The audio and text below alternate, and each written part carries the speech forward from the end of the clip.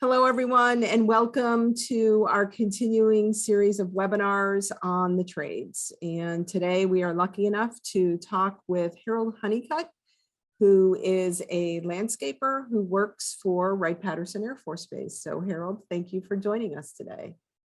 Morning, thank you for having me.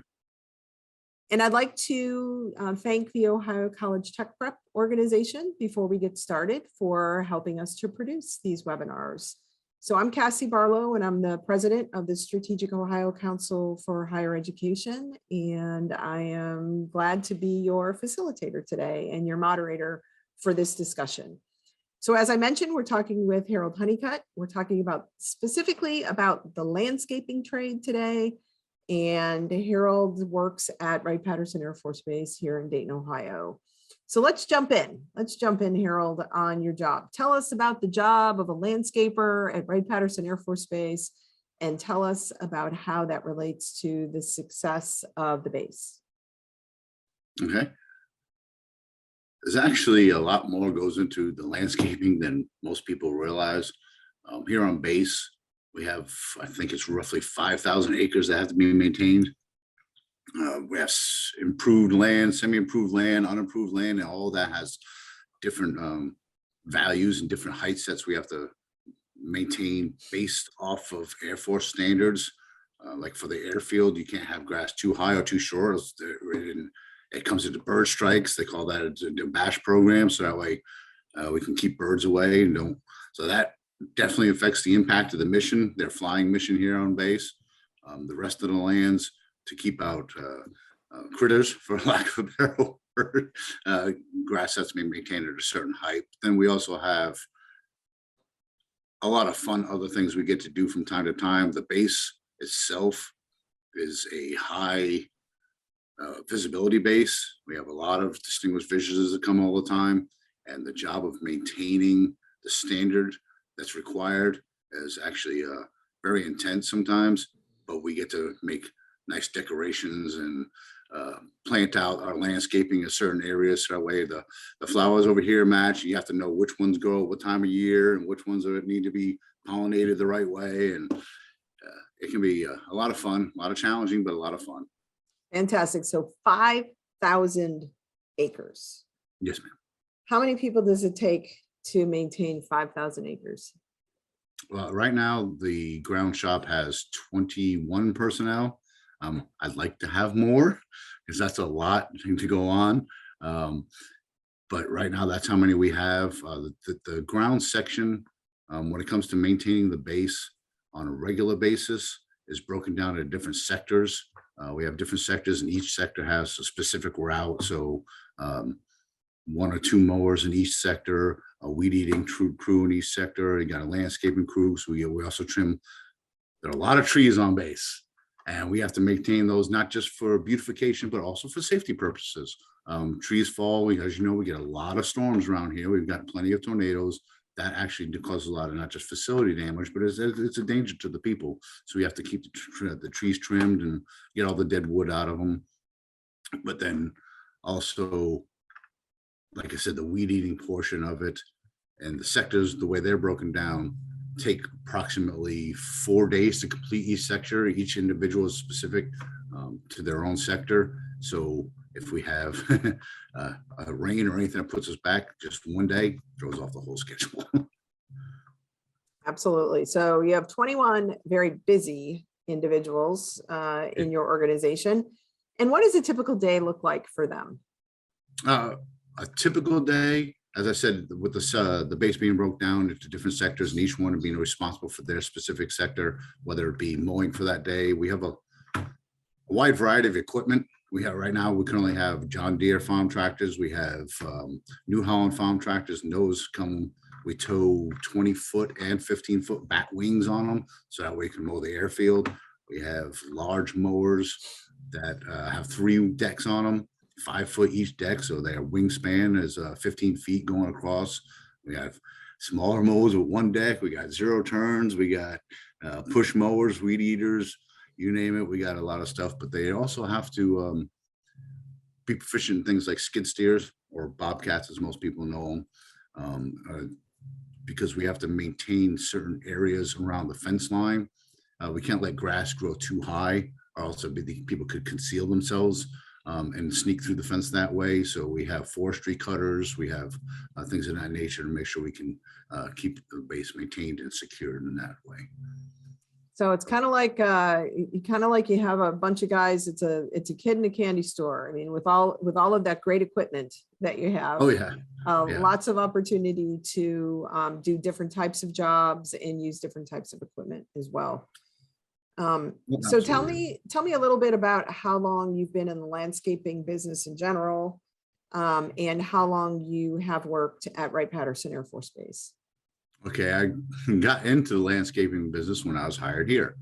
I first came in on base in this position in the pavements, equipment, and grounds section, the ground section itself, in 2005, so 17 years now. And when I was first hired in, I was hired in as a WG3 laborer. Now my title was laborer at the time. And what that meant was I had a weed eater or a hedge trimmer or a shovel in my hand, and we ran around. That's how long I've been working here. For that, it goes on from there where you can become a tractor operator, get on lawnmower if you do landscaping. Like I said, hedge trimmings. A lot of the base is beautification and making sure everything looks good. So hedges need to be trimmed, flowers need to be planted. And one of the good things that with the landscaping aspect is they get to design it. I mean, you get a little crew together, they can maybe design the way that you pour the mulch or put the landscaping tiles in, and so that way everything looks nice. Awesome. So it's a wide variety of different tasks that you can participate in on the crew. So what is that one thing that you love about your job? What gets you motivated and excited about getting to work every day? For me personally, in the position I'm in now as a supervisor, I like interacting with the employees, the people, the camaraderie ship that you feel, because most of the things we do in crews. A lot of times if you're on a mower, you're by yourself, but various times you're working as a crew. So you've built a strong relationship and camaraderie with everybody. And for myself in this position, that's what I like. I like seeing what they're doing and how everything's going. When I was a laborer or tractor operator or any other position, landscaper in the business, I just liked working outside. Like we said before, there's a wide variety. One day you're on a mower, one day you're planting trees, and one day you're trimming shrubs, or you're trimming up a tree, whatever it is. There's a wide variety of things to do, and you get to do it outside. You get to be in nature. That's Yeah. So if you're an outdoorsman and you really like being outside, then landscaping is potentially the field for you, or a field definitely for you. So obviously your crew, they're out and about doing their job every day, in the heat, in the humidity, making things happen. And that's what their day looks like in terms of, how their day is broken up. What about from a supervisor perspective? How is your day primarily spent?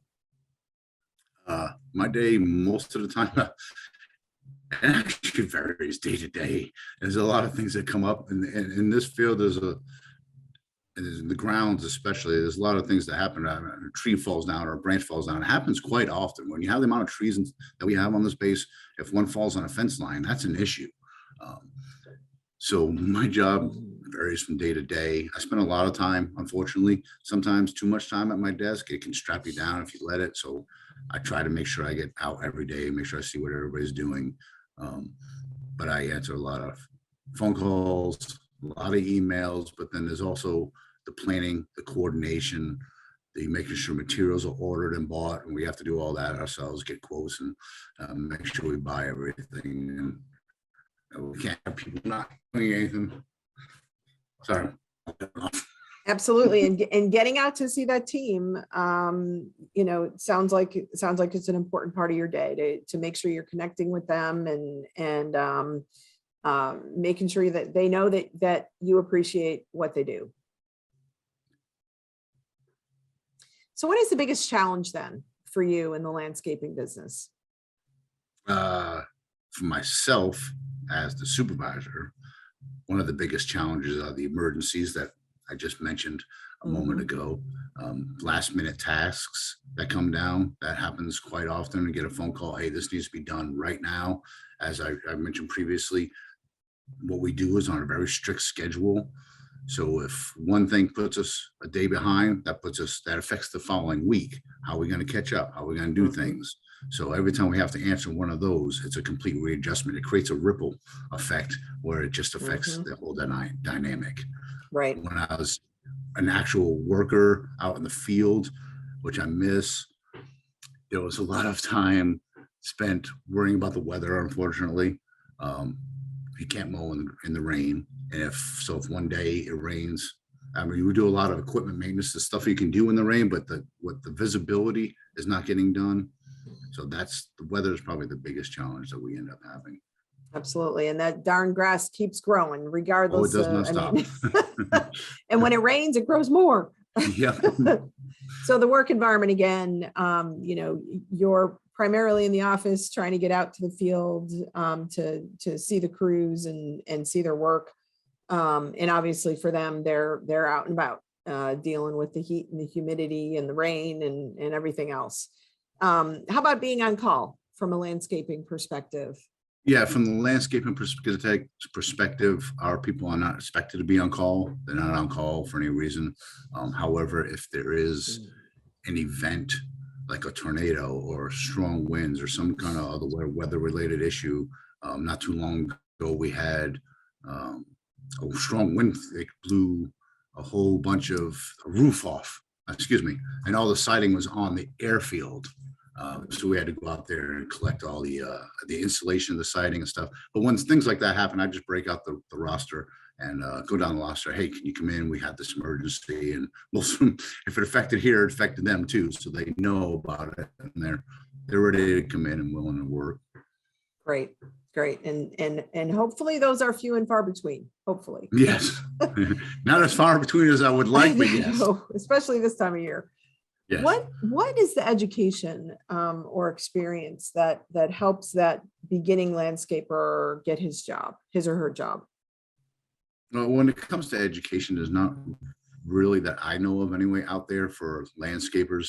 The best thing, anybody that wants to get in this field, and they can start while they're in school. That's the best way. We've hired some very young people. We've gotten students in the past where they came here to work as part of their senior work program.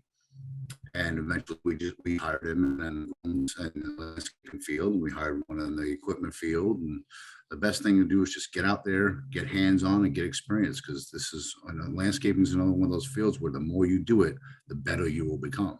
Mm-hmm. And you can get used to the different types of equipment as well as you're getting that experience. Yep. So not necessarily a need for a specific level of education, but definitely a need for a motivation and an interest in learning. A love of the outdoors is what I've picked up so far. Anything else that you would add to that? You touched on it. For me, it's very important when I'm hiring a new employee is their attitude. And I don't mean that in a way like, oh, I got a bad attitude or a chip on my shoulder, but just a good attitude towards not fearing some hard work, wanting to be out there, a willingness to learn is a big key, and just a good, strong work ethic. If they have those attributes, that makes them a very good candidate, in my opinion, for hiring. And in a field like this, as long as you have those attributes, we can teach you anything you need to know. Mm-hmm. Awesome. Good attitude always goes a really long way. Yes. So let's say that you have an opportunity to talk with a student who may be interested in a landscaping career. What would you say to them about taking on a landscaping career and jumping in? Just you said it right on. Just go ahead and jump in. I mean, you can start early, even if it's in your own yard. Experiment, do some research. A lot of times we do research on the internet. If we want certain things to look a certain way, if we want to grow certain flowers, certain time of year, certain plants, which actually, when it comes down to trees and shrubs, it's the same way. Uh, certain things grow better certain times of year. Some shaded spots are better than others. So just do your research and look into it that way. That's a definite plus if you're looking to get in this field. You can always hire on. I believe there's a lot of companies even on the outside where they're looking for young, strong help that they'll get them through the day. Just jump in and start getting going. Absolutely. And doing your research so that you're jumping in with a little bit of knowledge to get you started. So what about a teacher? If a teacher or guidance counselor is talking to a student, what do they tell them? And what type of student are they looking for to jump into the landscaping field?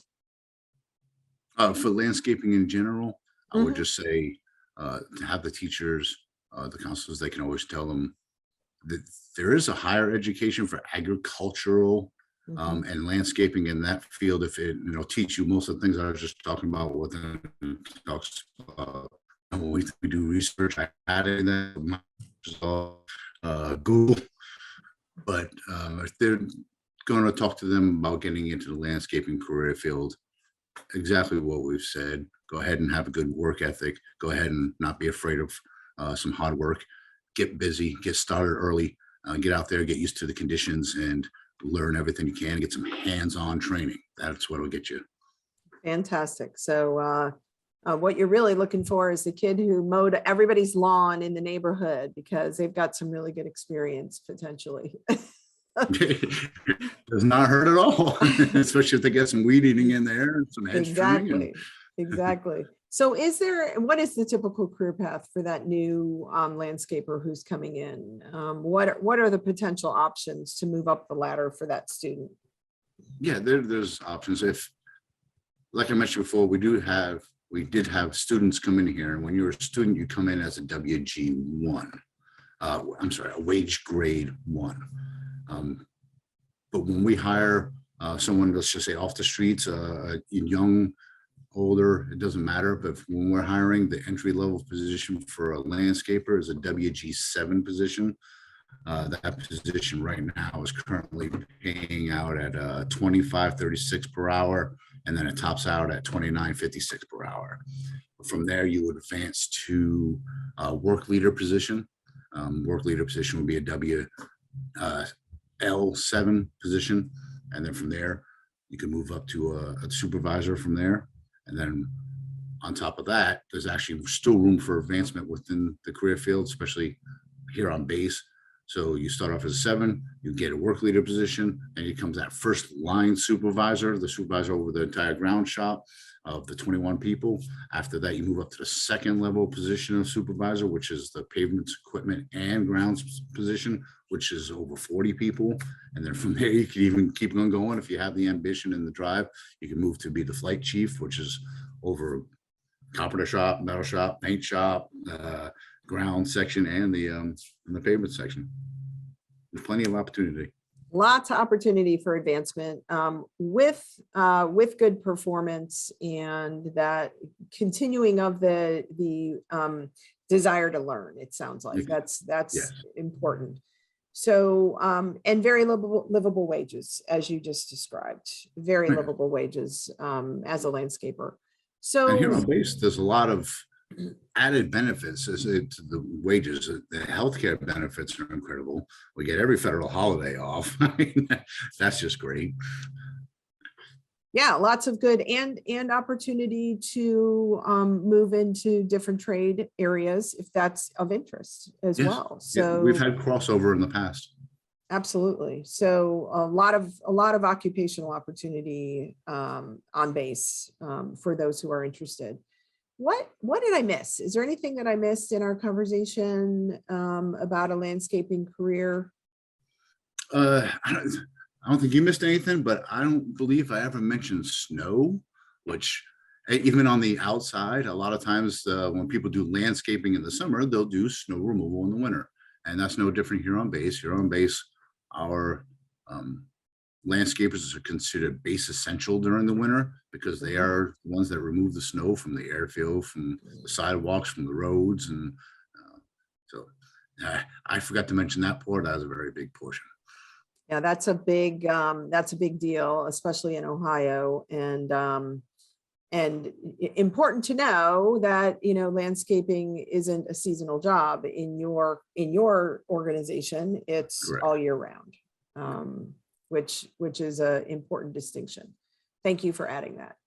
Well, one more thank you, Harold, for joining us today. Really appreciate your time. Know that you're extremely busy, and especially this time of year, and have a lot of work to do. So thanks for taking the time to be with us today. I really appreciate it.